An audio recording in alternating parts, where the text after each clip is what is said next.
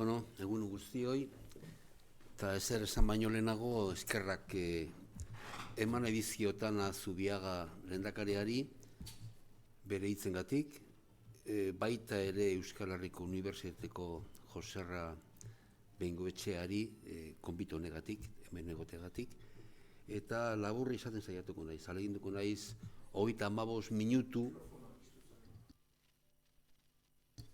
Bai? Bai. Ahaleginduko naiz 35 minutu baino gehiago gutxi gora bera ez egoten. Ze 40 minututik aurrera txura denez jentea ya aspertu egiten da. Bien, siguiendo un poco el hilo de la visita que celebramos ayer al Museo Vivat y la magnífica conferencia, no sé si está por aquí, que nos impartió Íñigo Olalde, colega genetista. Hoy volveremos a hablar de arqueología, una disciplina con múltiples caras, múltiples aristas, que bien podría calificarse, como ya hiciera en su día la catedrática de Stanford, Bárbara Voss, que habló de la arqueología como, y es literal, como una disciplina absolutamente promiscua en sus temáticas, en sus metodologías y en sus lealtades. Discutiríamos si esto es cierto o no, pero, en fin, no es el objeto de esta charla. Hoy lo que quiero es, hoy no voy a hablar de problemas epistemológicos entre arqueólogos y arqueólogas, mi intención es mucho más sencilla, solo quiero compartir algunas reflexiones sobre arqueología, recordando sus orígenes que están allá en un contexto colonialista que ha dejado en nuestra disciplina pues una huella dolorosa, indeleble y que creo que nos sigue marcando. De eso voy a hablar un poquito. Hoy no voy a hablar de la catedral ni de otras cosas. Reflexiones un poco desordenadas quizá que han ido surgiendo durante estos días que estaba preparando la charla, al hilo un poco de las sorprendentes declaraciones internacionales con las que nos están bombardeando, nunca mejor dicho, los medios de comunicación últimamente. A efectos prácticos y para entrar ya directamente en el tema, podríamos decir que las bases para el desarrollo de la arqueología como disciplina, como todos sabéis, se desarrollaron en Europa en los siglos XVIII y XIX, básicamente en el siglo XIX. En lo que respecta a la arqueología, fue esta una centuria de grandes y de espectaculares descubrimientos y también de notables avances metodológicos que va a ver convivir en su seno distintas corrientes metodológicas, de enfoques, de orientaciones.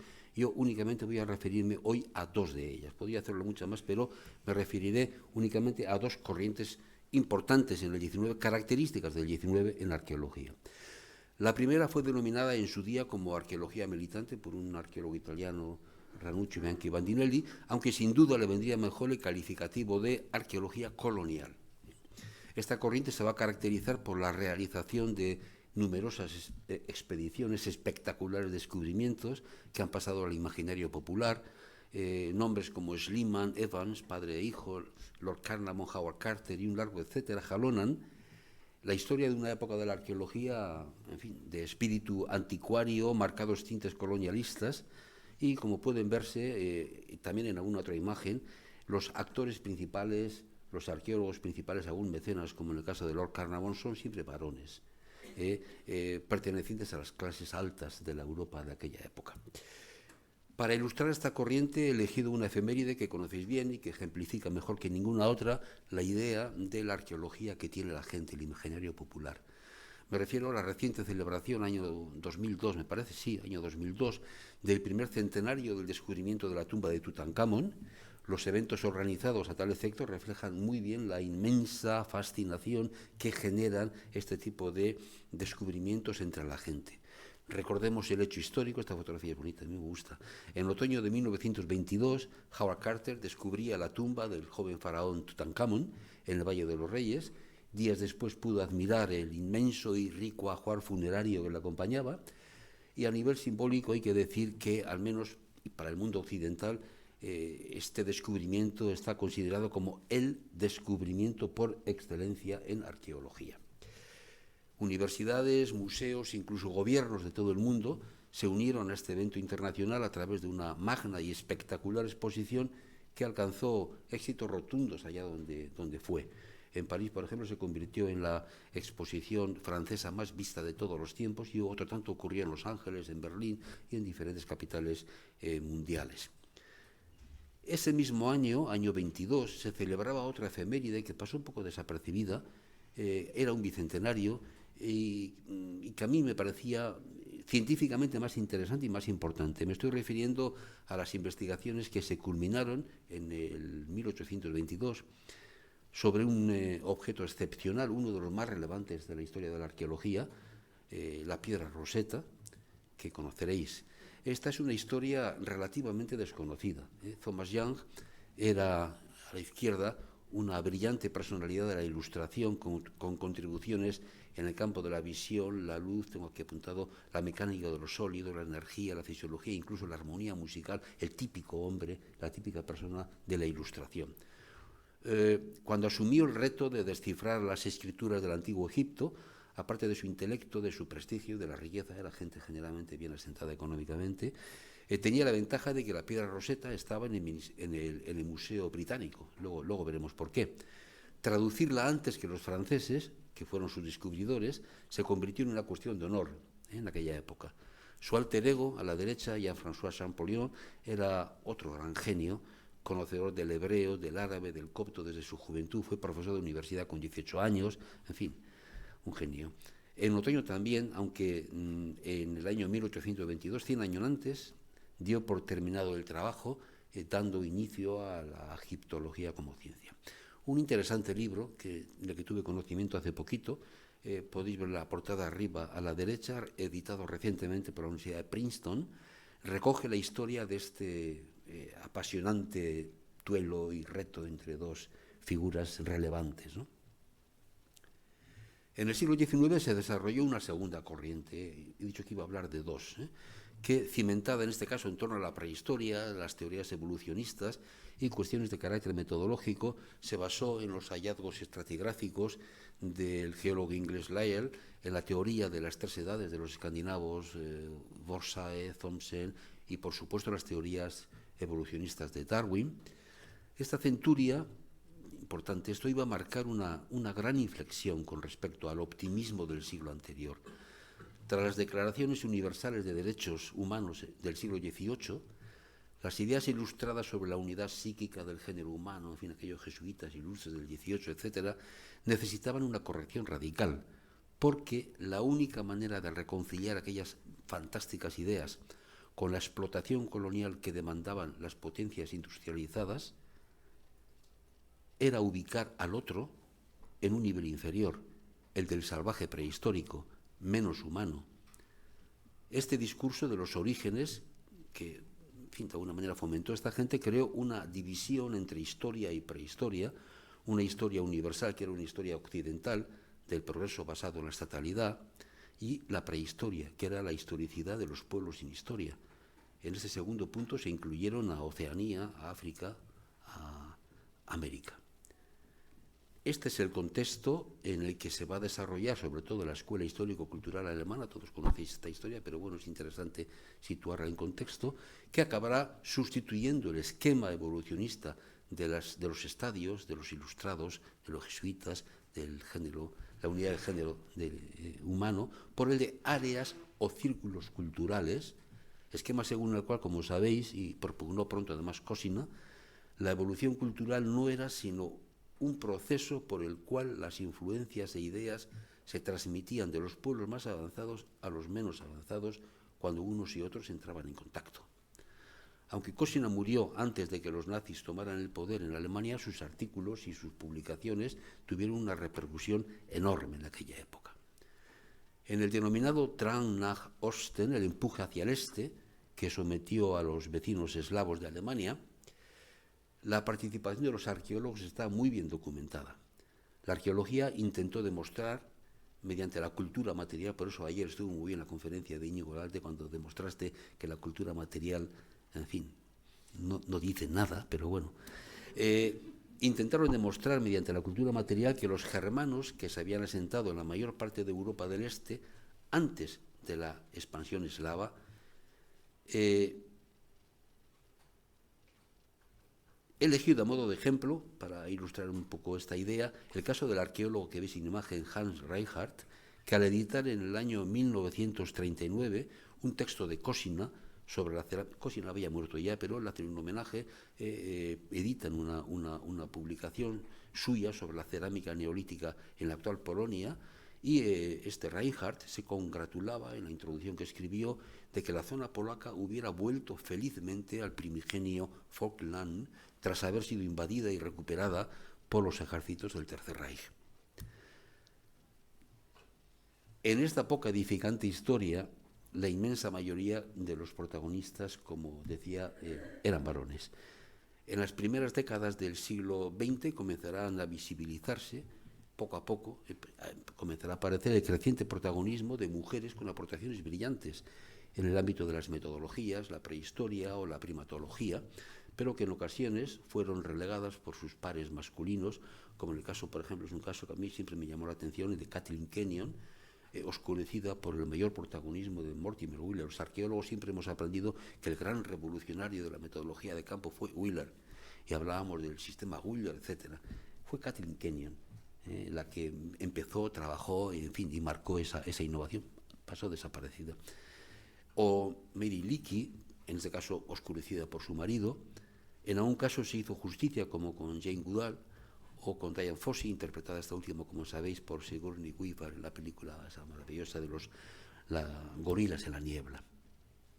Como decía, estas dos corrientes que acabo de sintetizar rapidísimamente son hijas del mismo contexto histórico, un periodo que Eric Hobsbawm calificó como la era del imperio y que se caracterizó por el reparto del mundo entre un número reducido de estados en una carrera de políticas expansionistas y guerras comerciales que creíamos olvidada, pero que estamos viendo resurgir con fuerza en nuestros días. En realidad, la rivalidad que veíamos entre el inglés Young y el francés Champollion no era sino un reflejo simbólico de la confrontación entre las dos principales potencias de la época, que eran Francia e Inglaterra, Gran Bretaña. Cuando Napoleón invadió Egipto para cortar el acceso a la India a los británicos, además de una flota de centenares de buques de guerra y un ejército de 40.000 y pico hombres, llevó consigo 2 centenares de savants, sabios, arqueólogos, ingenieros, geógrafos, naturalistas, médicos, arquitectos, en fin, para de alguna manera registrar, cartografiar, tomar documentación de todo aquello que el conquistador iba de alguna manera depredando, ¿no? Como es sabido, los británicos ganaron finalmente la guerra y todo lo que había incautado, conquistado Napoleón, pasó luego a las vitrinas del Museo Británico. Por eso la piedra Rosetta estaba, como he comentado antes, en Londres. La arqueología nació y se desarrolló en este contexto histórico hasta el punto de ser considerada por muchos como hija de la violencia colonial, incluso colaboradora necesaria. No es casualidad, pues, que la Edad de Oro de la expansión colonial, la Edad de Oro, vuelva a aparecer en algún político, en fin, la Edad de Oro. La Edad de Oro de la expansión colonial occidental coincida exactamente con los orígenes de la arqueología como actividad científica. Si uno pusiera los mapas y las cronologías, los cronogramas, coinciden exactamente. Sin embargo, yo recuerdo que los clásicos de historia de nuestra disciplina, como el de Glyn Daniel, la obra de Trigger, por ejemplo, mucho más crítica y que tanto nos influyó a los que nos formamos como arqueólogos, nunca llegaron a denunciar realmente la violencia física y territorial, y mucho menos la violencia epistémica que se ejercía y se ejerce a día de hoy todavía sobre Occidente. A mí jamás me hablaron de estas cosas en mi época de formación. Tal y como recuerda uno de los arqueólogos españoles joven, pero uno de los más, para mí, importantes, más citados, Alfredo González Rival, según él, los vínculos estructurales entre el colonialismo occidental y la razón y la práctica arqueológica aún no se han explorado en serio y, sobre todo, no se han interiorizado suficientemente, sobre todo en las academias del norte. Cuando a mí me gusta ver fotografías así antiguas, cuando uno observa fotografías de este tipo de las primeras décadas del siglo XX, no deja de admirarse al ver esas gigantescas excavaciones de centenares de trabajadores, de movimientos de tierras enormes, solo concebibles en un ambiente disciplinario estricto. La estrecha relación entre arqueología y ejército ha sido mucho mayor de lo que yo mismo hubiera imaginado hace tiempo. Alcubierre, por ejemplo, el primer excavador de Herculano, fue un mariscal del ejército español en el siglo de la Ilustración. Pitt Rivers, ilustre entre los ilustres de la arqueología europea y anglosajona sobre todo, se retiró como teniente general. Lawrence de Arabia era teniente coronel. Mortimer Wheeler, el archifamoso al que me he referido ya, acabó como mayor. Graham Clark, Glinton, Stuart Spigot y otros muchos fueron miembros de la Fuerza Aérea Británica, la RAF. Impresiona. Y a mí al menos me da que pensar. Y dice, si yo tuviera 18 años igual no hacía arqueología. Pero bueno. Habituada, como vemos, a un modelo expedicionario de talante casi militar y vocación extractivista, esto es importante, la arqueología permitió convertir grandes áreas del sur global para hacer trabajo de campo en sitios donde podían extraerse materiales que serían luego enviados a los museos y a las universidades de las metrópolis, bien para ser expuestos como trofeos, bien para, esto es importante, ser transformados en conocimiento, por ejemplo, según la epistemología occidental. Y no siempre fueron únicamente datos y materiales los que se depositaron en los museos. En ocasiones fueron los propios seres humanos, objetualizados, quienes vivieron en cautiverio en los propios museos, como ocurrió en el Museo de Ciencias Naturales de La Plata. Aquí vemos dos fotografías que yo descubrí hace años, impresionantes. A la izquierda, el cacique Foyel, con una mirada que a mí al menos me sobrecoge, yo creo que orgullosa. A la derecha, Inacayal, cacique también mapuche, con una mirada en este caso más triste, me parece, posiblemente más derrotada, quizá más rencorosa. Ambos vivieron y murieron en cautiverio en el Museo de Ciencias Naturales de La Plata, junto a esqueletos de dinosaurios y fósiles de todo tipo, ejemplo del grado extremo de indignidad que puede alcanzar la especie humana. Pero no solos, en dos imágenes más, con las familias de Inacayal y Foyel, que como trofeos y objetos de estudio tuvieron que soportar también el cautiverio en el Museo de Ciencias Naturales de La Plata.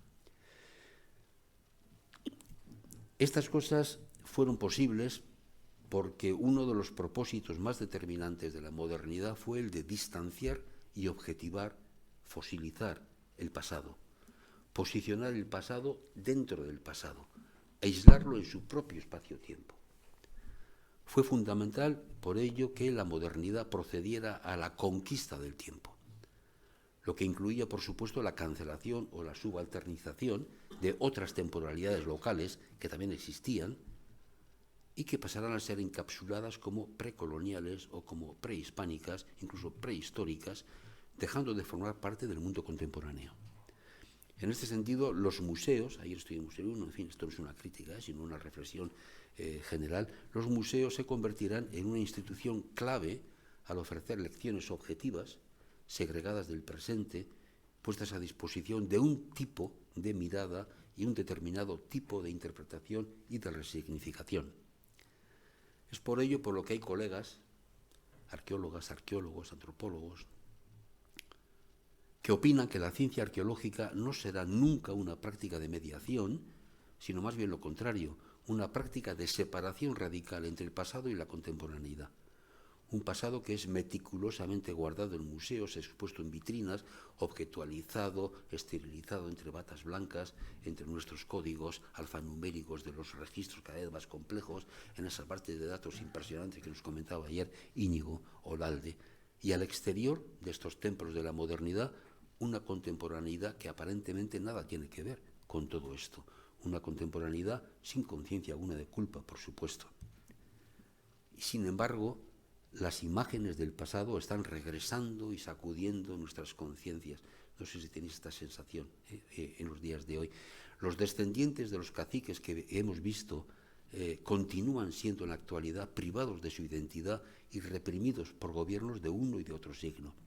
En Chile, el gobierno de Boric acaba de ratificar y ampliar hace unos días, 25 de marzo, hace un par de semanas, el decreto de estado de excepción para sofocar las reclamaciones mapuches de las tierras que les fueron arrebatadas en un proceso que la historiografía chilena ha considerado como la pacificación de la Araucanía y que hoy en día inmensos territorios están en manos de gigantescas empresas forestales, occidentales generalmente.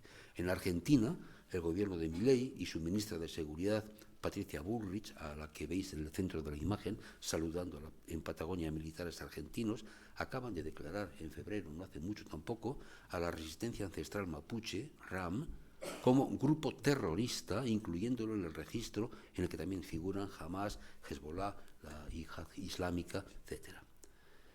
Este es un tema. Benetton tiene 900.000, casi 1.000.000 de hectáreas en la Patagonia, en territorio mapuche. En fin, no quiero hablar de esto porque me enfado un poco. Bien, preparando esta charla se me iban acumulando estos días, ¿no? Se me iban multiplicando ejemplos de cómo los fantasmas del pasado parecen visitarnos de nuevo. En el ensayo, por ejemplo, de Putin, que conoceréis, de 2021, sobre la unidad histórica de rusos y de ucranianos, con tantas resonancias en el pensamiento historicista, difusionista, etnicista, nacionalista, racista, al que me he referido en la segunda de las corrientes. O, esto me sorprendió más, ahí trasteando en Internet, ¿no? El decreto de Trump promoviendo los cánones de lo que denomina la bella arquitectura civil, decreto que publicó en 2020, que fue revocado por Biden en el 2021 y que ha vuelto a poner en marcha en enero de 2025, y en el que se reproduce, esto es interesantísimo, casi en su literalidad, el pensamiento winkelmanniano. Winkelmann era el pensador posiblemente más influyente de Europa en el siglo XVIII, es el padre de la arqueología clásica, el creador de los cánones de estética, de belleza, de la blancura, de la whiteness, del pensamiento europeo occidental. Y más recientemente, hace unos pocos días, esto fue, lo he visto hace no horas, pero días, el decreto también de Trump para restaurar la verdad y la cordura, dice, en la historia de Estados Unidos, dado a conocer, como digo, hace pocos días, y que tiene como objetivo recuperar la historia de los blancos para los blancos en los museos estadounidenses. Y obligando a los museos de la Smithsonian a, en fin, a hacer las cosas como hay que hacer, como il faut. ¿Qué hacemos entonces con la arqueología? Ante una historia tan poco edificante ha habido reacciones muy dispares. Con estos antecedentes no es de extrañar que la praxis arqueológica, especialmente en los países del sur global, haya sido sacudida en sus propios cimientos, poniendo incluso en duda la propia legitimidad y la propia existencia de la disciplina. La arqueología del norte, en fin, sigue ajena a todo ello. Seguimos, ¿no?, ensimismados en nuestras carreras académicas, en la pretendida mensurabilidad de la excelencia científica, papers, índices de impacto, etc.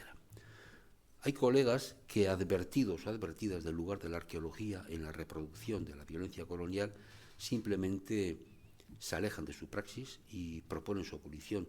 Es cada vez más frecuente encontrar artículos, es un poco frustrante, ¿no?, pero artículos de gente que con mucha sinceridad dice: yo lo dejo, esto no puede ser, esta es una disciplina anacrónica, no tiene ningún sentido, en fin. Hay otros que desde la academia predican discursos imposibles, como aquel que pregonaba recientemente, esto no me lo he inventado, hacer arqueología de guerrilla desde una institución fantásticamente situada en una capital importante de Europa, ¿no? En este contexto, como digo, de gran criticismo, la arqueología se encuentra en una situación francamente difícil, a no ser que seamos unos neopositivistas que nos dediquemos a hacer cositas y a medir y a publicar, y en fin, sin más. ¿Es realmente la arqueología una práctica de mediación entre el pasado y presente, como parezco apuntar en el título de la charla de hoy? ¿O, como se denuncia y cada vez con más frecuencia, se ha convertido en una práctica de separación radical entre el pasado y la contemporaneidad? Frente a estos interrogantes está surgiendo, esto es lo más interesante, muchas alternativas, una bibliografía muy interesante, generalmente del sur global. Hoy me voy a limitar a solamente hacer unas pinceladas. A fin de un rapidísimo resumen de todo ello, se puede decir que existe ya un corpus historiográfico a este respecto bien interesante, que comenzó en los 80, con autores postcoloniales de la zona, digamos, del Imperio Británico, de la India, sí, el palestino Said, los bengalíes, la bengalí, una mujer, Spivak, el bengalí Bama, etc. A partir de los 90 van a ser autores latinoamericanos muy radicales, instalados en la academia estadounidense, quienes propugnarán una ruptura epistémica con la modernidad, una desvinculación. Este es el concepto radical, y el más clave. Como podéis ver en la portada del libro de color negro, que la imagen está entre Spivak y Miñolo, el título de la colección en la que publican gran parte de sus cosas es El desprendimiento, que metafóricamente quieren quiere significar desvinculación, desgajamiento, segregación, alejamiento, negación de la modernidad occidental, de la modernidad como proyecto civilizatorio. En los últimos años se han incorporado novedades importantes en este pensamiento crítico, formuladas por mujeres de ascendencia indígena que residen en sociedades racializadas y que poseen un fuerte vínculo con movimientos sociales. Citaré a dos de ellas, a la boliviana de origen aymara Silvia Rivera Cusicán, que a mí me impresionó esta mujer, la descubrí hace 6 o 8 años, tiene unas publicaciones absolutamente fascinantes, y la canadiense de ascendencia de nación Nisnabeg, a ver si lo pronuncio bien, Lian Betasamosake Simpson. Ambas insisten en la misma idea, coinciden, una canadiense y la otra boliviana, denunciando lo que denominan extractivismo cognitivo o extractivismo epistémico, y siendo muy crítica, sobre todo Silvia Cusicanqui, con sus colegas latinoamericanos, hombres, varones, que producen conocimientos muy radicales, no para comprometerse con una práctica descolonizadora situada en los territorios, sino para adquirir capital simbólico y crédito académico en las universidades estadounidenses, la crítica que hacen. Pero es quizá en Oceanía, también en África, donde se están dando, en mi opinión, al menos, las experiencias más interesantes, probablemente porque son las más pragmáticas y las más posibilistas. Proponen revisitar el pasado antiguo con una mentalidad crítica mediante narraciones que promuevan la reparación, es decir, la devolución de un pasado que les fue robado 2 veces a las comunidades indígenas, primero por los antiguos colonizadores y después por los académicos contemporáneos que, aun siendo indígenas, muchas veces operan dentro de un entorno epistemológico occidental. Utilizan el concepto de tercer espacio como metáfora del lugar donde investigadores e investigadoras pueden establecer relaciones de maneras diferentes. El tercer espacio en arqueología sería un espacio intelectual de debate para avanzar en la descolonización de la disciplina, una zona de pensamiento que ayude a desafiar los conceptos occidentales predominantes. Se aprecia, como digo, en esta corriente un deseo de tender puentes, de promover construcción de nuevas narrativas, narrativas de reparación. En consecuencia, abren la posibilidad de concebir la arqueología, lo dicen explícitamente, y de ahí coincido plenamente con ellas, y de ahí mi título también, como una práctica de mediación entre el pasado y presente que ayuda a confrontar visiones opuestas, contrapuestas. Para ir terminando, me gustaría poner en evidencia otro rasgo relacionado con la mediación y que ha comentado, yo creo que, y no conocía mi PowerPoint el rector, pero lo ha comentado, que característico de la arqueología, y es su capacidad de manifestación, su capacidad para hacer visible lo invisible y construir historias complejas a partir de fragmentos y restos mínimos. Escuchábamos ayer a Íñigo Lalde mostrar el enorme poder, por ejemplo, de la bioarqueología para desvelar y traer al presente historias impresionantes de personas, de vidas y de sociedades de tiempos pasados y lejanos, ¿no? La arqueología, de hecho, nos permite encontrar e interpretar las huellas efímeras y humildes de vidas subalternas y mostrar su existencia en el pasado y su relevancia en el presente. Como dice el arqueólogo al que he citado antes, Gonzalo Rival, y es literal, si muchos regímenes funcionan, regímenes políticos se refiere, funcionan dentro de una economía de la desaparición, la arqueología lo hace dentro de una epistemología de la aparición, pues su objetivo, en última instancia, es sacar a la luz lo oculto, lo que ha sido voluntariamente silenciado, encubierto, negado, enterrado, como los centros de detención, tortura, Argentina, fosas comunes, cuerpos de desaparecidos. Tenemos la fortuna de contar entre nosotros con uno de los equipos de más prestigio en el mundo, coordinado por Lourdes Serrasti y Paco Echevarría, miembros de esta academia, que están siendo un poco la punta de lanza en este tipo de arqueología también forense. En lo que a mí respecta, yo siempre estuve convencido de este potencial sanador de nuestra disciplina, su capacidad de desocultamiento, de desenmascaramiento, de leer más allá de la apariencia y por debajo de lo que parece evidente, pero que igual no lo es. Esto yo podía hablar de mis experiencias interesantes hace 20, 30 años a este respecto. Esta imagen expresa muy bien esta idea, eso sí, en una temática no tan dramática, donde la historia de la arquitectura... donde la historia de la arquitectura o la historia del arte ven una iglesia construida según los cánones de tal o cual estilo, en la imagen de la izquierda el estilo gótico, la arqueología, los arqueólogos, sobre todo los que practicamos la arqueología de la arquitectura, vemos lo que está detrás de, lo que está bajo la superficie en sentido Foucaultiano, de estas ideas.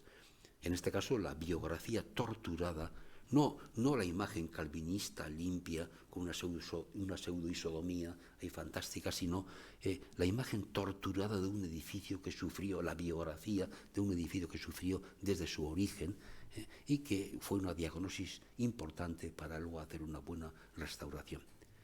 Siempre estuvimos convencidos de esta idea basal, de esta capacidad para traer a la superficie lo ocultado de forma voluntaria o involuntaria, para traer al presente lo olvidado con el paso del tiempo. Ya voy terminando. Hace más de 30 años, en las frías costas del Labrador, pudimos desvelar mágicamente los secretos que el permafrost, esa turba helada que cada vez lo es menos por el cambio climático, había conservado sobre la cotidianidad de los balleneros vascos, su tecnología, su modus vivendi, una memoria que iba mucho más allá de la que guardaban los riquísimos archivos de protocolos notariales de Oñate, de los archivos vascos, burgaleses, simancas, etc. Hace casi 40 años, las excavaciones sistemáticas en la necrópolis de Altayeta sacaron a la luz más de 100 enterramientos de los siglos VI al VIII de nuestra era, con unos ajuares que nunca habíamos visto en la historia de la arqueología de la tarde antigua en el País Vasco. Y el descubrimiento supuso un giro copernicano para la historia de la tarde antigüedad en el entorno del sudoeste europeo. Frente al cliché historiográfico sostenido por unos lacónicos textos, siempre había ahí el interés de un espíritu sabiniano que le encantaba ver a los vascones como unos seres rusonianos que de vez en cuando se enfadaban y bajaban y daban tumba a visigodos y tal igual. Y por otra parte a los no sabinianos, más bien meseteños, les interesaba mucho esa idea de estos bárbaros no romanizados que hay que tratar con mano dura. Este descubrimiento y otros que le siguieron mostró una realidad radicalmente distinta de unas poblaciones perfectamente vertebradas cultural y tecnológicamente con las sociedades franco-visigóticas del sudoeste de Europa. Cuando comenzamos las investigaciones en el Valle Salado de Añana, en el año 2000, era un lugar abandonado, era una ruina gigantesca.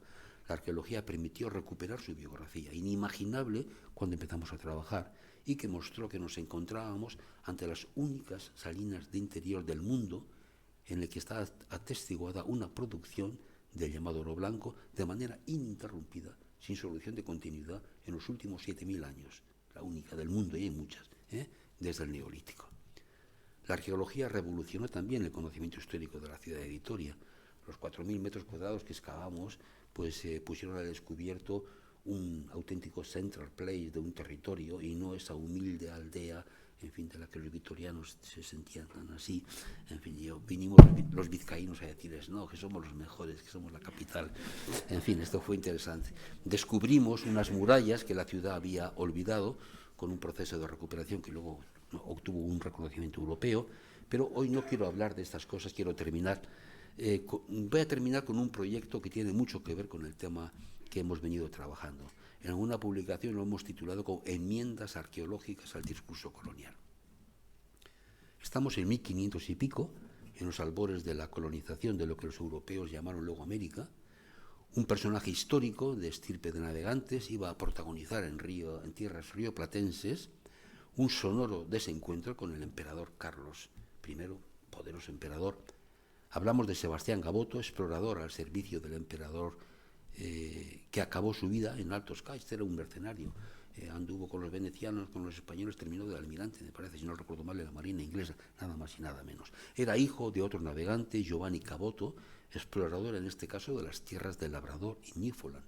De alguna manera el apellido Gaboto vinculaba simbólicamente nuestras investigaciones tanto al norte, en los extremos del continente americano. Son estas casualidades que no son tanto y a mí te animan.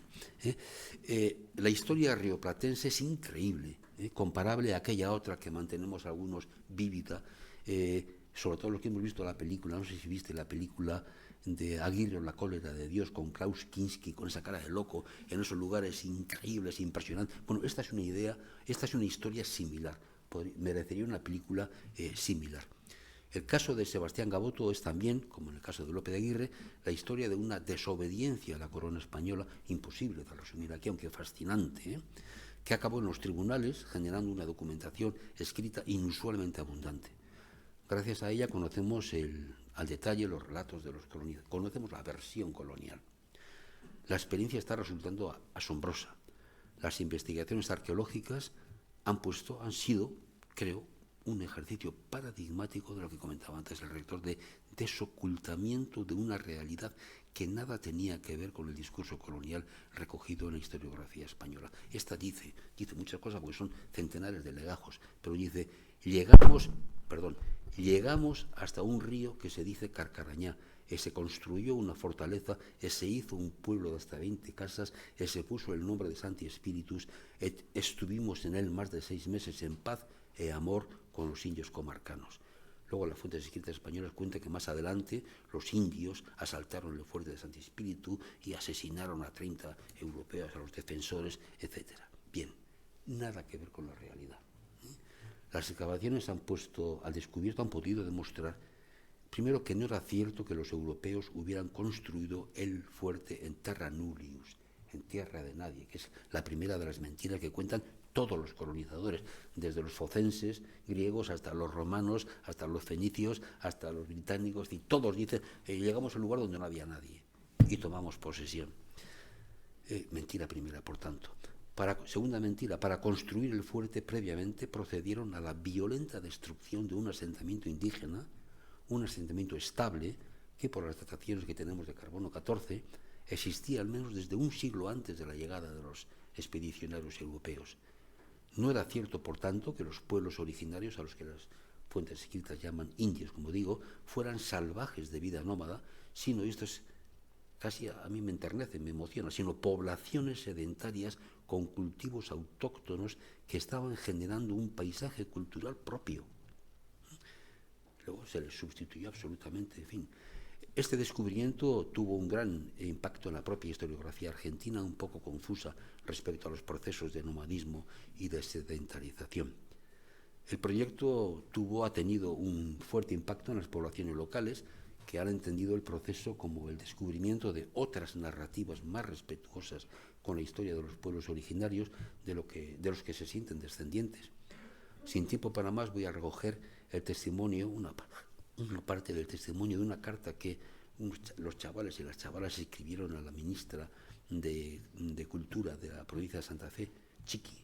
Era ministra, pero todo el mundo le llamaba Chiqui, no sé por qué. Bien, entonces a Chiqui le escribieron una carta en la que decían, entre otras cosas, a partir de esta experiencia y dado que nuestra identidad depende en gran medida de lo que seamos capaces de hacer con nuestro pasado, le solicitamos a usted que desde su ministerio se lleven adelante las acciones necesarias para contar en nuestra localidad con un espacio destinado a la recuperación de nuestra historia, de nuestra memoria, de nuestra identidad. Y firman alumnos de cuarto y quinto año del Colegio Padre Juan León de On y 800 vecinos que firmaron también esa solicitud. Y bien, este es el espíritu que ha animado mis investigaciones, nuestras investigaciones y el modo que tenemos de entender la praxis arqueológica. A mí, como emérito, me toca ya retirarme, si puede ser de manera ordenada, mejor, pero quienes están tomando y han tomado el testigo tienen ya un firme compromiso para seguir tendiendo puentes a uno y otro lado del Atlántico. Esta imagen muestra los proyectos que desde la Cátedra UNESCO de Paisajes Culturales y Patrimonio están abiertos en este momento, en mayor o menor grado, en el Atlántico y sobre todo en el continente americano. Yo creo que no hacemos sino intentar cumplir con el mandato de uno de los más hermosos lemas que puede alentar a quienes sentís una vocación investigadora comprometida, que es el lema de nuestra universidad, Emanita Sabalsasu. Y nada más, gracias.